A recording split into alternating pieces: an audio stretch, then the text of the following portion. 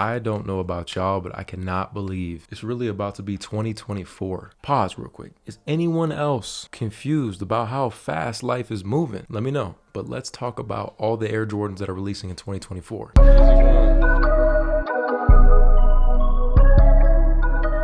Now, Sneakers app came out with some fire today, if you guys didn't see it. Essentially, it was the lineup for springtime, but we're going to try to go throughout the whole year. And obviously, some shoes on this list might release, some might not. It's just how it goes. I figured we'd get our reactions. I know the number one Jordan I'm looking forward to this year is easily going to be that Military 4. It's almost like the year of the 4s after kind of like glancing, but let's just get right into it. First things first, we have these fire red 2s. Now, pictures never do anything justice. We really need to see the video for these. And I didn't see anything on the Sneakers app for them specifically, so I don't necessarily know what they're gonna look like. I'm kind of a little disappointed in myself, man. I feel like I should have more 2s in the collection because I really do like the silhouette and just the way it looks. 2s are extremely slept on, and I definitely think that's one sneaker I'm gonna be adding to my collection. Next, we have these Air Jordan 1 Year of the Dragon. These are cool, man. Nice little Jordan 1 low. You have like this oil green, and it has a cool color palette to it, right? Like the color blocking on this is very clean, but definitely something that just not on my list. But I do think they're a cool looking Jordan 1. Reminds me of something like the Zions, right? Like honestly, not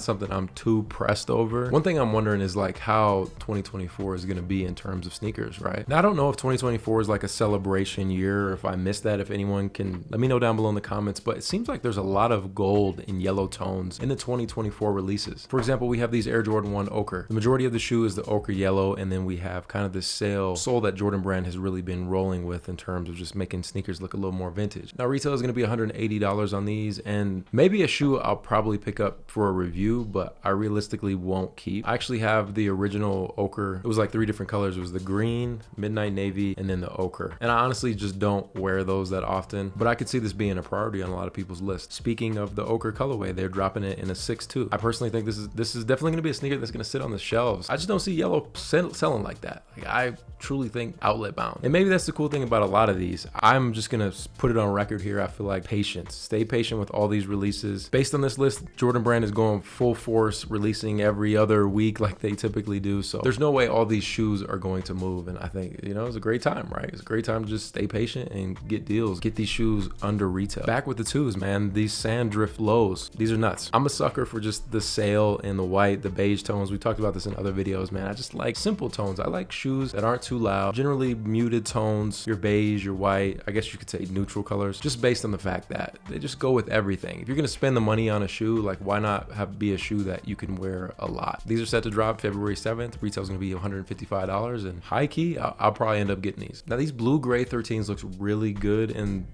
the pictures and what they showed on sneakers, but I'm gonna be honest with you guys, man. I can't tell you the last time I wore a pair of 13s, and I love that shoe. I truly do. The history behind it, but it's just not something that you really catch me wearing. Like I remember wanting the wheat 13s for the longest time, and then they came out this year, and I just honestly slept on them. I didn't want to pay $200 for that shoe, and I'm hoping that, again, another outlet bound find that I'll stumble across and I'll buy those in a heartbeat. But 13s just really haven't caught my eye, man. But I do think these look really good. This metallic gold Jordan 1 is actually going to be a women's release. Retail's gonna be $180, which is crazy, but I'm actually really digging these. I'm like super gravitated towards the whole metallic pack that they have. I had the original like midnight navy color and ended up selling those, and that was probably the stupidest thing I ever did, just because I really like the way they look. The patent leather, the way it shines, it just looks so unique to me, and I'm glad to see that it's coming back out. But unfortunately, it's gonna be in this low top version, which I love the low top ones. That's what I've been wearing a lot as of late, but I really would have liked to see the high top version of these, which to an extent they did give us with this metallic burgundy. Retail on these is gonna be $200, and I mean,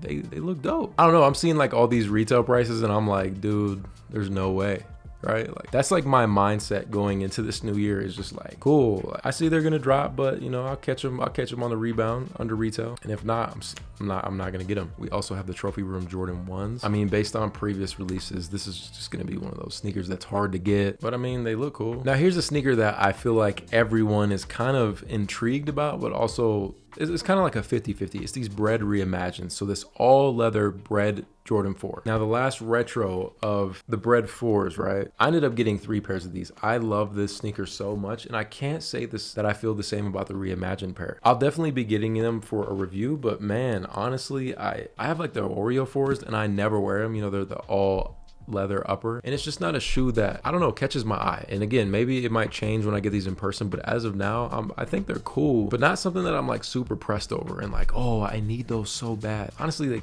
kind of look a little ugly, and I hate to say that about a Bred 4 because, like I said, I love 4s, but I don't know, man. I just feel like this one doesn't really do it for me, and I'd love to hear what you guys think about it. Nike, of course, had to go crazy and hit us with the reverse pandas. You know, we have as if we haven't gotten enough pandas. I don't know what it is, man. The panda slander is insane. I think these are mid. Regular, simple, just reverse colorway of the pandas, outlet bound. I'm sorry, y'all. I feel like I'm being kind of negative towards these releases, but I'm just not impressed. You know what I'm saying? Like, let's speed it up through this, right? So we have the Jordan 14 Mineral Teal. This is gonna be a women's release. Retail's gonna be $180, and it's set to release February 24th. Then we're also gonna have a women's 5. This is gonna be in the Lucky Green colorway. This is actually pretty cool. March 3rd, Gray Mist Air Jordan 3. Retail's gonna be $210. I do like these. Jordan Brand's low-key going crazy with these women's releases. We have this Dusted Clay. And when did these prices get so crazy for the women? $170. Those are set to release March 6th. I think a lot of people are gonna rock with this one. It's the Olive 5s. That's set to release March 9th. Retail's gonna be $210. These are dope, man. You can't go wrong with this colorway. Another women's release is gonna be these Sail 4s. Crazy price point, $200. Set to release March 16th. Flint Gray 14s. These are a go. Set to release March 20th. Retail's gonna be $210. I love these. I love the 9s. Powder blue 9s are coming back. One of my favorite shoes that I feel like are super underrated is the Jordan 9s. We got these in powder blue. Retail's gonna be $210 on those as well. Set to release March 23rd. Now we got a lot of different variations of the Jordan 1. We have these green glows and the sea glass. If I had to choose between the two, realistically, I'd probably go with the sea. They look pretty tough. Remind me a lot of like the turbo greens, but again, in more like the neutral tones. Of course, Jordan Brand's got to hit us with these navy Jordan 11 lows. These are going to run $190. This is a sleeper. I'm not going to be paying $210 for these, but that is the retail price. And it's these Jordan 5s in the Sail colorway. They're super tough. There's always those Jordan 5 releases that drop, and I just have them in the collection. I'd be pulling them out of the box like, damn, this is tough. I need to wear this more often. It is kind of funny to see the green glow concept come back. I'm surprised we're not seeing like Jordan 4s on there, but they do have these 3s that are coming out. Those are going to run a smooth 200. One thing that I'm really liking is these Georgia Peach 3s. Seems like $200 is going to be the set rate moving forward for Jordan 3s. These are just nasty to me. I don't know. I really love them in terms of being like a non-retro colorway. The one I've been waiting for on this list, man, out of all the shoes, if I was just going to choose one, it would easily be the Air Jordan 4 Military Blue. We got the Nike Air on the back. They did bump these up a little bit, $215. Typically, I would like double cop something like this, but I think I'll just buy one pair and be cool with that. This is definitely one shoe on the list that probably will sell out. I'll be surprised if it doesn't. They're dropping a new iteration of the Jordan 12, which is going to be the red taxi. I've never been a fan of taxis, man.